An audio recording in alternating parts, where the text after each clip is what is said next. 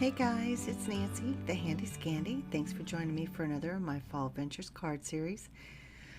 I am really pleased with this card. At first I wasn't sure how it was going to come together, but this Oddball Scarecrow is just so endearing to my heart. She's just odd and adorable at the same time. So I stamped her out with the acorn ink again and heat embossed with the coffee grounds embossing powder from Brutus Monroe, and I stamped her up on, oh my gosh, what's it called, Bristol smooth paper, because we know that the paper makes a difference. And what I have been hearing online is that the Brush Marker Pros work so much better on the Bristol Smooth, so I thought I'd give it a try. I feel like maybe I have in the past, but I can't recall because I've not used them a lot. But anyway, I found some really good results this time, and I've left a great deal of the coloring in. I've had some requests to see a little bit more of my coloring process, and although this is technically painting, you know, my process tends to be the same regardless of the medium. And the key point to the process, as I've said before, is layering. You know, you put down kind of an undercoat and then you let it dry, and then you come back and you add some more depth and dimension and maybe blend your colors out a little bit more, maybe add some other colors to it to create a unique color for your specific project. Lots of different ways you can do it. But I am just loving these fall colors on this particular card, and I used pretty much all the fall palette on this Scarecrow. I've got those warm olive greens and the kind of rusty reds and the cinnamon orange and that kind of mustardy yellow. I've got it all. Got some browns, I got some blacks and grays. I'm loving it. This Scarecrow is so much fun. The Oddball line from Stamping Bella. First, Stamping Bella is just adorable. Everything they have is adorable, even though they have different lines. But the Oddball line, it just is endearing to me, and I think they're so sweet. So that witch that I've made the last couple times, or the witch that I've used on the last couple cards that I've made, is this same line. And I also have a ghost, and I hope to be using the ghost in the next few days, but we'll see. You know, plans don't always go the way you want them to. So anyway, I'm just adding some more color to her and some more layers, and you can see that from time to time I'll go direct to paper with the markers, and other times I will, you know, color it down onto my glass mat, which, by the way, it's an old cutting board, and I've just adhered a crafting mat with a measurement grid from Stampin' Up. I've adhered that to the underside of the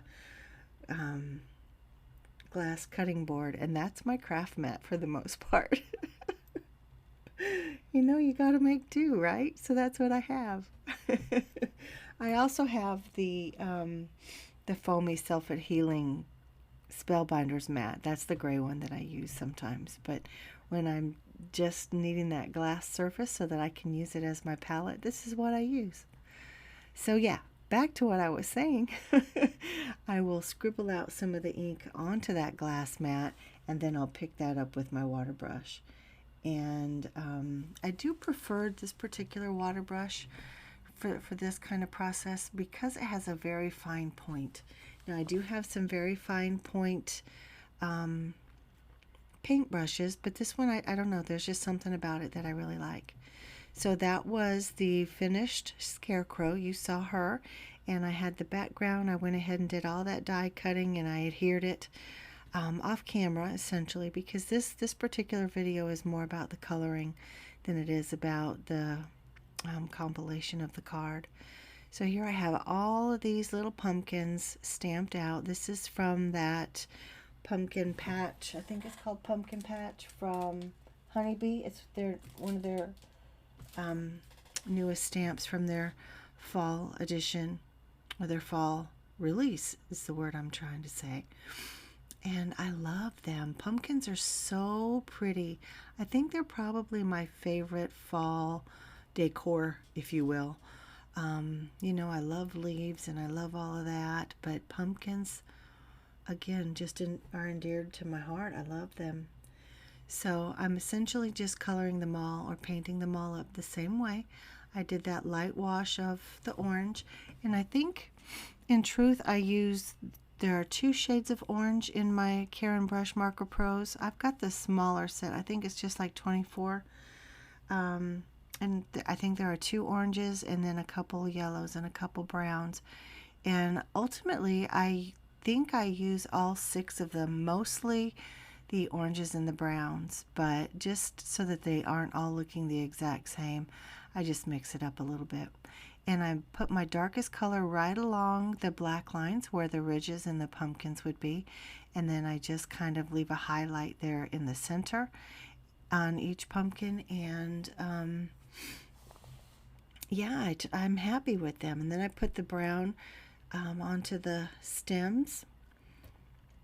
And I think I even add a little bit of green to a stem or two, because again, I don't want them all being identical, but I want them similar. I mean, you know, most pumpkins are orangey yellow, right? They're not all the exact same, of course, but yeah. So there's my pumpkins, and now I'm fussy cutting them out. I left a little bit of a white trim just because when I cut my Scarecrow out on my Scan and Cut, again, I'm still learning that machine, so there's quite the white trim on her because I didn't want the machine to cut into it. So I was afraid that would happen because I'm still learning, and like I've said before, it's operator error when it goes wrong. So I wanted to err on the side of a bigger trim than a smaller trim. So these are super easy, super fast to fussy cut out. And again, there's my scene.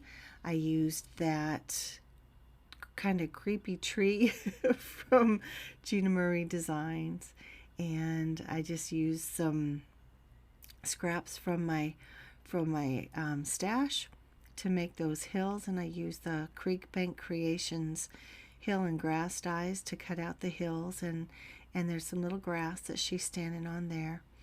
And there are a few spots on this tree that just don't want to lay down. Oh, and that sky piece right there, that was just left over from another project.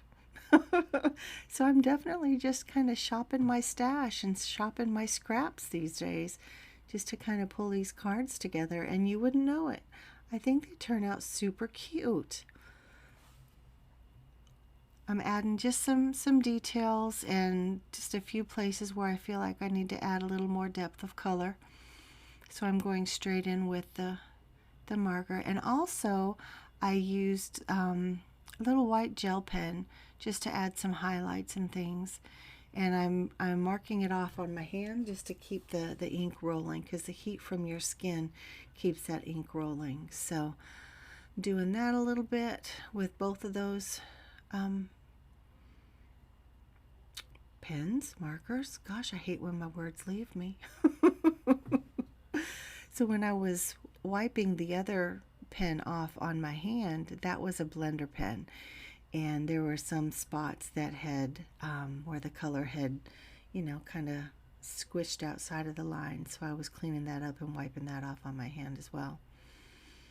So I'm just kind of sitting back and looking, and am I happy with it? Am I done with it? I added some of the Nouveau Crystal drops, and I put some leaves on there as well. I just painted them up essentially the same way as I did the pumpkins and the Scarecrow, and I think she's adorable. Guys, what do you think? I'm loving these fall and Halloween series cards. They're so much fun, but I have to say, seeing all the holiday stuff has got me jonesing for that right now. But y'all, leave me a like and a subscribe and a comment down below for sure. And I'll be back soon with another crafty venture. Thanks. Bye.